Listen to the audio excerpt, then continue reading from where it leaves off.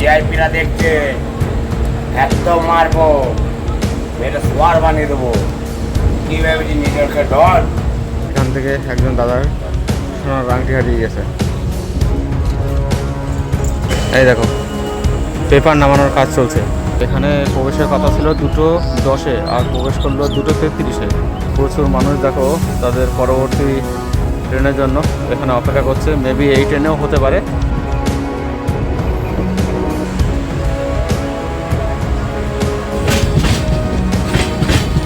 পৌঁছে গেছি Bardhaman junction railway স্টেশনে।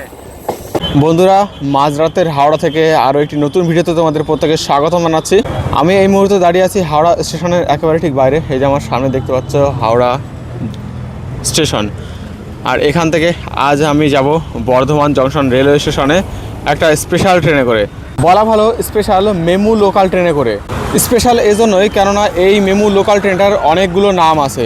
এছাড়া এই ট্রেনটি পশ্চিমবাংলার দ্বিতীয় দ্রুততম লোকাল ট্রেন। প্রায় 100 কিলোমিটারের জার্নিতে ট্রেনটির মাঝে স্টপেজ রয়েছে মাত্র একটি, শুধুমাত্র ব্যান্ডেল জংশন রেলওয়ে স্টেশনে। অনেকেই বলে থাকেন হাওড়া থেকে পেপার অর্থাৎ খবরের কাগজ ডিস্ট্রিবিউট করার জন্য এটা নাকি ব্যান্ডেলে স্টপেজ দিয়ে থাকে। তো এজন্য একে অনেকে পেপার মেমু লোকালও বলে থাকে। হাওড়া থেকে 1:30-এ ট্রেনটি ছাড়ে বর্ধমানের উদ্দেশ্যে এবং 2 ঘন্টারও কম সময় নিয়ে 3:20 সময় ট্রেনটি আমাদের পৌঁছে দেবে বর্ধমানে। তো আজকে এই ট্রেনে জার্নি করব এবং তোমাদের সাথে শেয়ার করে নেবো সেই জার্নি এক্সপিরিয়েন্স। কেমন হয় মধ্যরাতের first MEMU local train journey দেখার জন্য অবশ্যই ভিডিওটা শুরু থেকে শেষ অবধি দেখুন। আশা করি অনেকটাই মজা পাবেন। এখন বাজে দেখতে পাচ্ছ 12:41 আর 1:30-এর সময় আমাদের ট্রেন রয়েছে হাওড়া থেকে। তো প্রথমে বর্ধমান পর্যন্ত, হাওড়া থেকে বর্ধমান পর্যন্ত টিকিট কেটে নেব। তো টিকিট কেটে নিয়েছি হাওড়া থেকে বর্ধমান ভায়া ব্যান্ডেল হয়ে। 107 কিলোমিটার জার্নি, 25 টাকা ভাড়া লাগলো হাওড়া থেকে বর্ধমান পর্যন্ত যাওয়ার জন্য। আর এখানে ট্রেন আমাদের দিয়েছে 6 নম্বর প্ল্যাটফর্মে। আর 6 নম্বরে এখনও কিন্তু ট্রেন এসে পৌঁছায়নি। এই ট্রেনটা আসলে বর্ধমান থেকে লাস্ট ট্রেন যেটা হাওড়াতে আসছে, এই ট্রেনটাই আবার পুনরায় ব্যাকে যাবে, তবে এবার সুপারফাস্ট লোকাল ট্রেন হয়ে। এই যে ট্রেন দেখো ধীরে ধীরে প্রবেশ করছে হাওড়া রেলওয়ে স্টেশনে 6 নম্বর প্ল্যাটফর্মে। আর এই ট্রেনে চড়ার জন্য কিন্তু মাঝে মাত্র একটা স্টপেজ, তারপরেও এই ট্রেনে চড়ার জন্য কিন্তু প্রচুর মানুষ এখানে ওয়েট করছে। এই দেখো ট্রেন প্রবেশ করছে। এই দেখো প্রচুর মানুষ কিন্তু এই ট্রেন থেকে নামলো।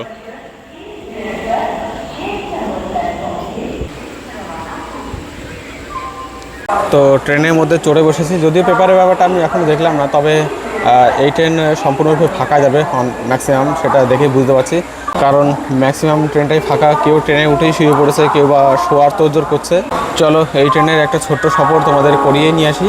এই দেখো সব ঘোড়া বেছে কেমনভাবে শুয়ে রয়েছে।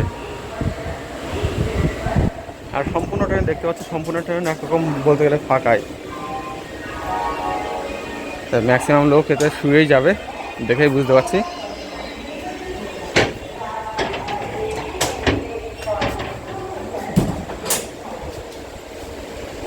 এই হচ্ছে ট্রেনের ভিতরের রাইট নাও কন্ডিশন। অনেকে এই ট্রেনকে পেপার স্পেশাল ট্রেন বললেও আমি কিন্তু এই ট্রেনে শুধুমাত্র জলের বোতল ছাড়া আর কিছুই উঠতে দেখিনি। যদিও এখন সময় বাজে সবে মাত্র 12:58, অর্থাৎ 1টা বাজে চললো।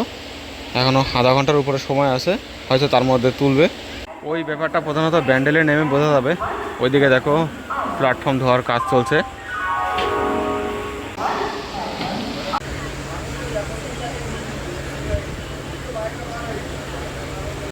তো এক্স্যাক্ট রাত্রি 1:30 বাজলো আর সাথে সাথে সাইরেন বাজিয়ে ট্রেন ছেড়ে দিল হাওড়া থেকে বর্ধমানের উদ্দেশ্যে। এই দেখো দেখতেই পাচ্ছ এখন 1:30 বাজে।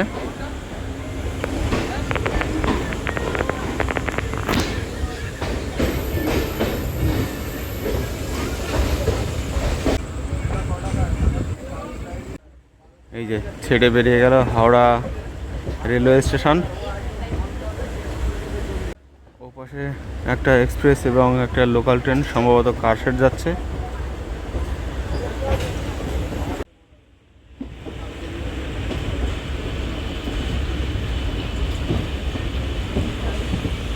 তো ট্রেন আমাদের ধীরে ধীরে গতি তোলা শুরু করেছে।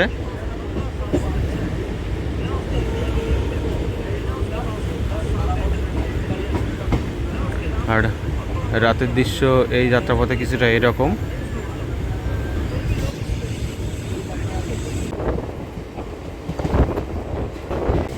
তো হাওড়া থেকে বেরোনোর পরে এই প্রথম স্টেশন ক্রস করছে আমাদের ট্রেন লিলুয়া। এইরকম একে একে কিন্তু প্রত্যেকটা রেলওয়ে স্টেশনকেই ক্রস করে দেবে আমাদের ট্রেন, শুধুমাত্র মাঝে ব্যান্ডেলে দাঁড়াবে।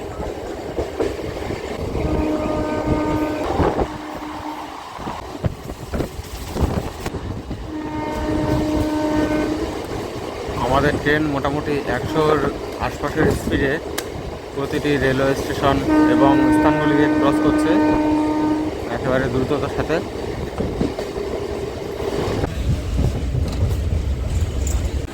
ভাই যাত্রাপথে শ্রীরামপুরে থেমে গেল আমাদের ট্রেন, যদি এখানে কোনো স্টপেজ ছিল না।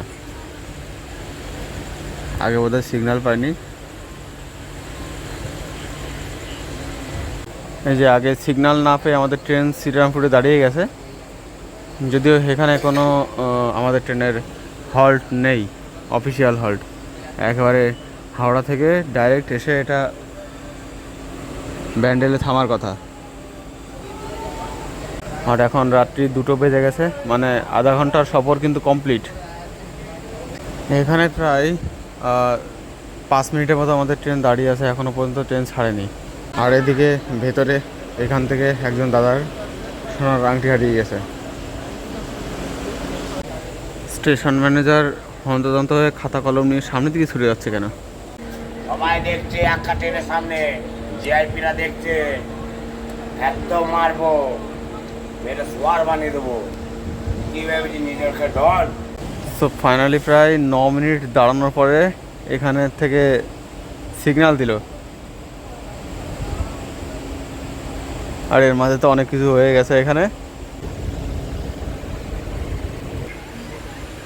ভাই বারবার দাঁড়িয়ে পড়ছে কেন এরকম?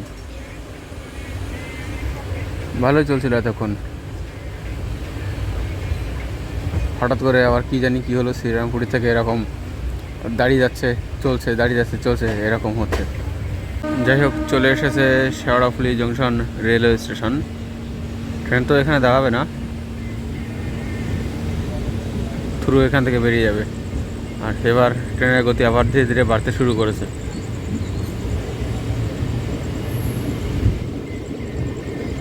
আর রাতের শেওড়াফুলি জংশন রেলওয়ে স্টেশন দেখো, একেবারে সম্পূর্ণ ফাঁকা। সারাদিনে এখানে প্রচুর মানুষের কোলাহল দেখা যায়। এখন বলতে গেলে কেউ নেই, শুধু বেঘর কিছু লোকজন রয়েছে।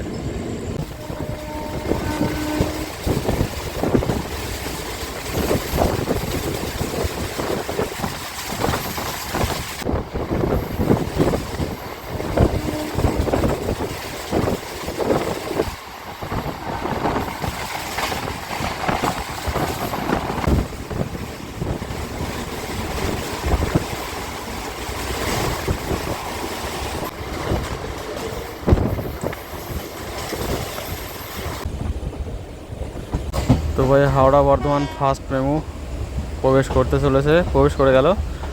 তার যাত্রাপথের প্রথম এবং একমাত্র স্টপেজ ব্যান্ডেল জংশন রেলওয়ে স্টেশনে। এখানে প্রবেশের কথা ছিল 2:10-এ, আর প্রবেশ করলো 2:33-এ, 34 বেজে গেল। এটা হচ্ছে 3 নম্বর প্ল্যাটফর্ম। এখানে এই ট্রেনের স্টপেজ দিয়েছে।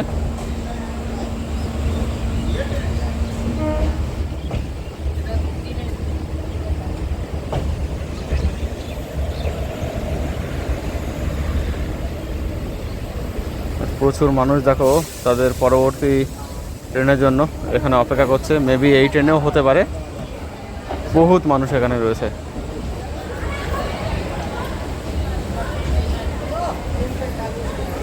ভাই যেমনটা শুনেছিলাম যে ব্যান্ডেলে পেপার নামানোর জন্য এখানে পেপার স্পেশাল ট্রেন বলা হয়, তেমনটা কিন্তু দেখতে পাচ্ছি সামনে। এই দেখো পেপার নামানোর কাজ চলছে। এইরকম এই দিকেও আছে, তার অপোজিট সাইডেও আছে। তো এই জন্যই হয়তো একে পেপার স্পেশাল ট্রেনও বলা হয়। এই যে এখানে যেমন চলছে, এদিকেও সামনে চলছে এরকম কাজকর্ম। যাই হোক, সিগন্যাল কিন্তু অলরেডি দিয়ে রেখেছে। তো আমি ট্রেনে উঠে পড়ি। এই হচ্ছে ব্যান্ডেল জংশন রেলওয়ে স্টেশন, আর ওদিকে হাওড়া আজিমগঞ্জ।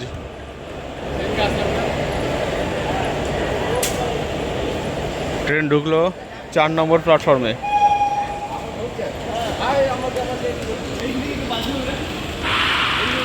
ট্রেনের মধ্যে রাইট নাও কন্ডিশন কিছুটা এরকম,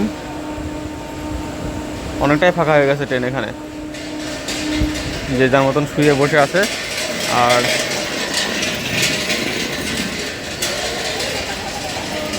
আমাদের ট্রেনের সিগন্যাল হয়ে গেছে, ট্রেন ছেড়েও দিল। তো যাত্রাপথের প্রথম এবং একমাত্র halt Bandel junction railway station থেকে।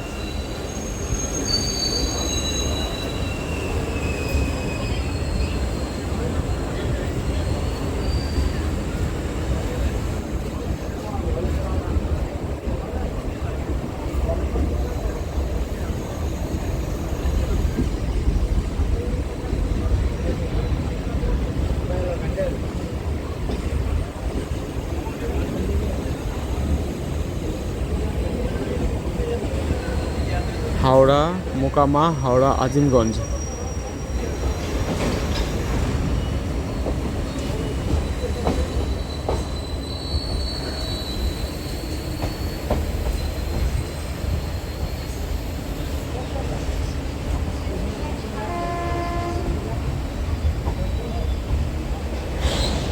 ছেড়ে দিল আমাদের ট্রেন ব্যান্ডেল জংশন।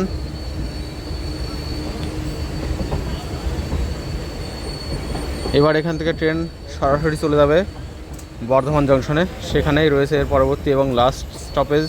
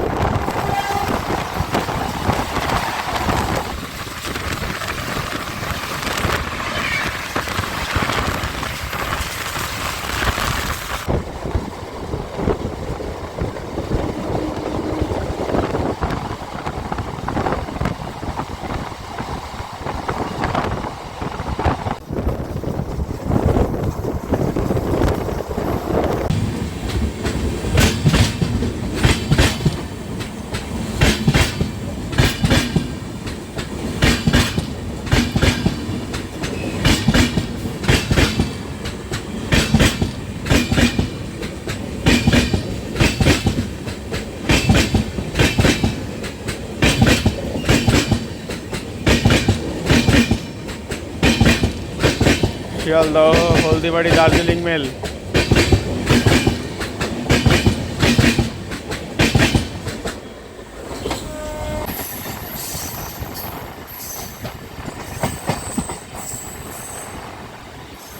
পৌঁছে গেছি বর্ধমান জংশন রেলওয়ে স্টেশনে। 3:20 এখানে পৌঁছানোর কথা ছিল, সেই জায়গায় এখন বাজে 3:35, অর্থাৎ 15 মিনিট দেরিতে আমাদের ট্রেন এখানে প্রবেশ করলো বর্ধমান জংশন রেলওয়ে স্টেশনে, এবং সেই সাথে আমাদের যাত্রাও সমাপ্ত হলো। ট্রেন 2 নম্বরে দিয়েছে এখানে।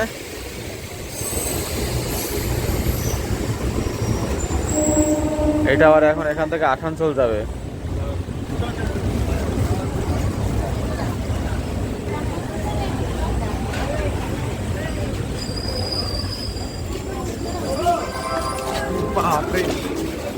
তো যাত্রা সমাপ্ত করলাম, এই ট্রেনেই আমাদের যাত্রা সমাপ্ত হলো এখানে।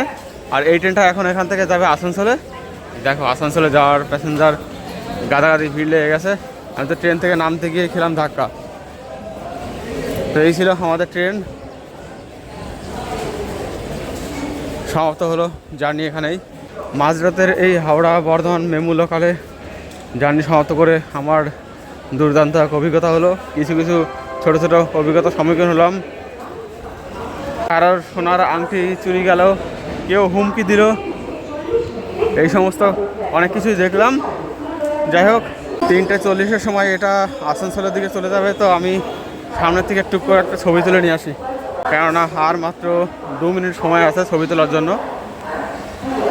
যাই হোক, বাংলার দ্বিতীয় সব থেকে দ্রুত লোকাল ট্রেনের জার্নি তোমাদের কেমন লেগেছে অবশ্যই কমেন্ট বক্সে জানাতে পারো।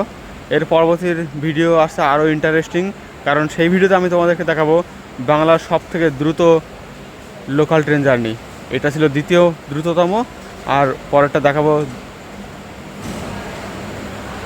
দ্রুততম লোকাল ট্রেন জার্নি। এই ছেলেটা কী করছে এখানে। আর সেই ভিডিও দেখার জন্য অবশ্যই আমাদের ইউটিউব চ্যানেল ট্রাভেল উইথ নয়নকে সাবস্ক্রাইব করে চ্যানেলের সঙ্গে থাকুন। চলে যাচ্ছে এই ট্রেন এখন আসানসোল।